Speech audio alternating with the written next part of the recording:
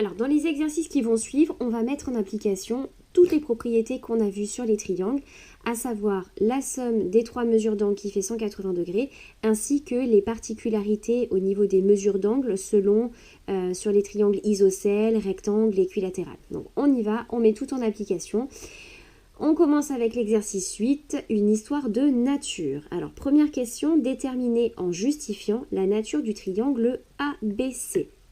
Alors dans ce triangle-là, on a déjà ici deux angles qui sont aigus puisque leur mesure est inférieure à 90 degrés. Et il se trouve que 50 degrés plus 40 degrés, ça fait 90 degrés. On a donc deux angles aigus complémentaires, ce qui signifie que le triangle BAC, eh bien, il est rectangle en A.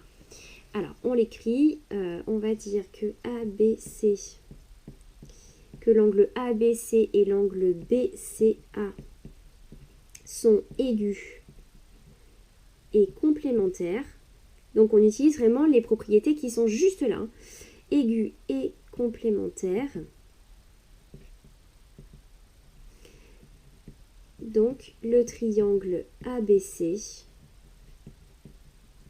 est rectangle en A. Voilà, et puis on va coder ici l'angle droit. Question 2. Déterminer en justifiant la nature du triangle BCD. Alors, dans ce triangle, on a deux angles de même mesure, ce qui signifie que le triangle BCD, il est isocèle en C. Alors, on va écrire que l'angle CBD est de même mesure que l'angle BDC. Donc, le triangle BCD est isocèle en C. Donc, tu vois ici, juste en observant les angles dans le triangle, on arrive à retrouver la nature du triangle.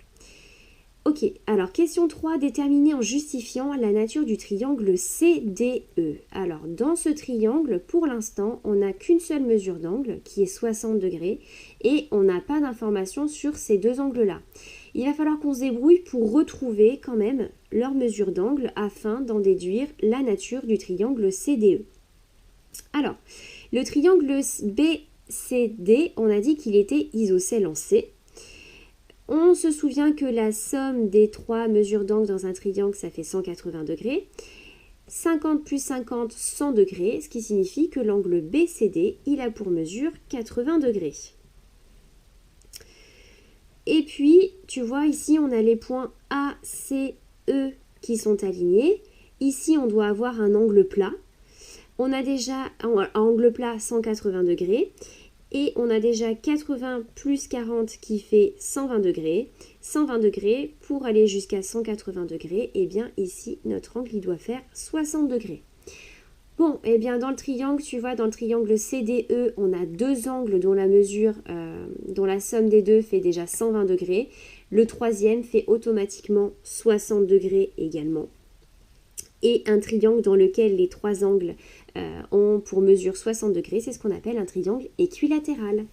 Alors, on va écrire que DCE, la mesure de l'angle DCE est égale à la mesure de l'angle CED est égale à la mesure de l'angle CDE. Bon, à partir du moment où on en a deux qui font 60, automatiquement l'autre fait 60 aussi. Donc dès qu'on a deux angles de même mesure, deux angles dont la mesure vaut 60 degrés, c'est forcément un triangle équilatéral. Égale donc CDE égale 60 degrés. Donc CDE est un triangle équilatéral.